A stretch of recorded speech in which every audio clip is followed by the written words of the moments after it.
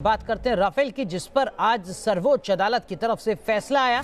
पुनर्विचार याचिका को खारिज कर दिया गया और अब केंद्रीय मंत्री रविशंकर प्रसाद ने कहा है सत्यमेव जयते। साथ ही साथ रविशंकर प्रसाद ने राहुल गांधी से कहा है कि वो देश से माफी मांगे। राहुल गांधी ने संसद में भी झूठ बोला, यह आरोप लगाया है रविशंकर प्रसाद ने। कांग्रेस के हाथ भ्रष्टाचार से रंगे हुए हैं। तो अब सीधा हमला, सर्वोच्च अदालत से फैसला आने के बाद केंद्र सरकार की तरफ से कमान संभाली है रविशंकर प्रसाद ने। केंद्रीय मंत्री जो कह रहे हैं कि राहुल गांधी देश से माफी मांगे, क्या कुछ बड़ी बातें हैं रविशंकर प्रसाद के बयान की, वो हम आपको दिखा रहे हैं। राफेल पर फैसला सत्यमेव जयते, यानी सत्य की जीत हुई है। राहुल गांधी अब देश से माफी मांगे।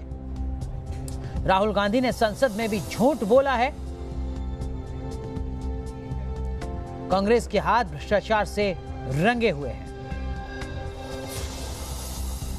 राहुल ने अलग अलग रैलियों में अलग अलग दाम बताए थे। तो अब बीजेपी हमलावर है, सरकार हमलावर है, विपक्ष पर यानी कांग्रेस पार्टी पर। राफेल डील में हर नियम का पालन हुआ। एक बार फिर उसी बात को यहां पर दोहरा रहे हैं रविशंकर प्रसाद। राफेल पर सियासत की गई।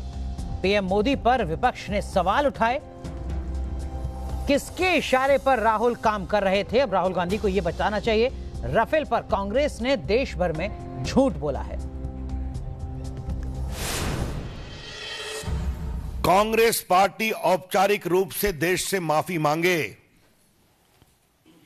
और राहुल गांधी देश से माफी मांगे। I would discuss in detail subsequently, but let me formally make a clear demand that Congress party must apologize to the country, and Rahul Gandhi in particular must apologize to the country.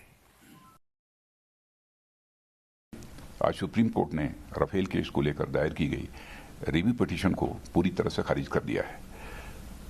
मैं supreme court के इस फैसले का स्वागत करता हूं और इससे हमारी सरकार के स्टैंड का विंडिकेशन हुआ है इस फैसले के परिणाम स्वरूप।